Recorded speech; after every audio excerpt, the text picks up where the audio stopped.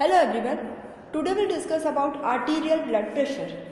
Blood pressure is the lateral pressure exerted by moving column of blood on the blood vessel wall. Maximum and minimum pressures in the arterial system are known as systolic and diastolic pressures respectively. The instrument commonly used for the measurement of blood pressure is sphygmomanometer.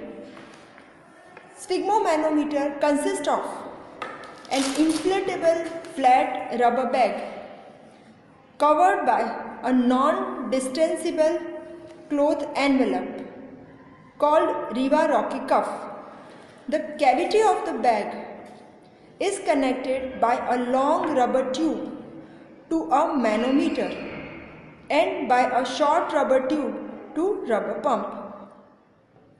A small valve is provided between the pump and the bag, which permits the escape of air and reduction of the pressure when required.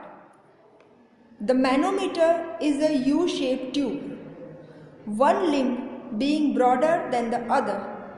The broader limb is the reservoir for mercury, and the narrow limb is graduated from 0 to 300 mm, with the smallest division corresponding to a reading of 2 mm of mercury. Inflatable bag dimensions. Length to width ratio is 2:1. Therefore, wider cuff should be used to record blood pressure in obese individual and in lower limbs, and small cuffs should be used to record blood pressure in children. During blood pressure measurement, following precautions are required. The subject should be given at least few minutes rest. No tight clothing is advisable. The arm of the subject should be completely exposed and kept at heart level. Keep the cuff at heart level of the subject. While tying the cuff, please take care. Middle of the inflatable bag should be just above the brachial artery. The cuff should neither be too tight nor be too loose. This way we can tie the cuff. The initial mercury mark must be at 0. Inflate the cuff in between measurements to avoid venous congestion.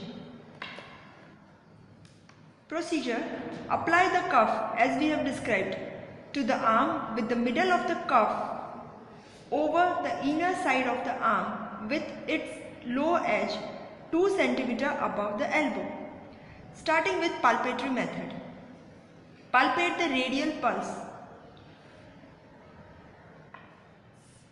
Inflate the bag gradually till the pulse at wrist disappears.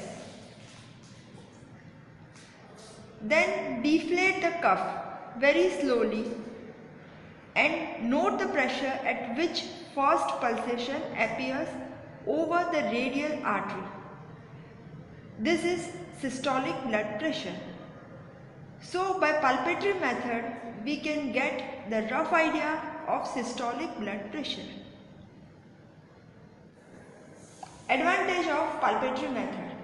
Auscultatory gap, if present, is not missed in the auscultatory method when blood pressure is recorded by palpatory method before auscultatory method. Next is auscultatory method. Apply the stethoscope lightly over the brachial artery located by palpation.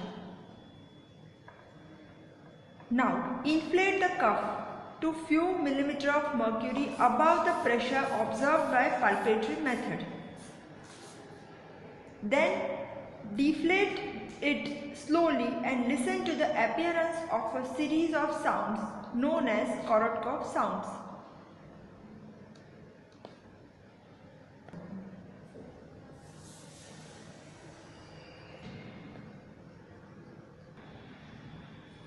The pressure at which the sound appears is the point of systolic pressure, and the point at which sound muffles or disappears is the measure of diastolic blood pressure.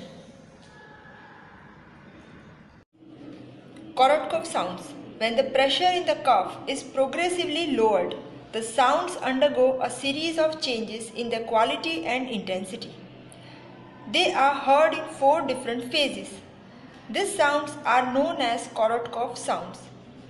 Appearance of faint tapping sound is recorded as systolic blood pressure.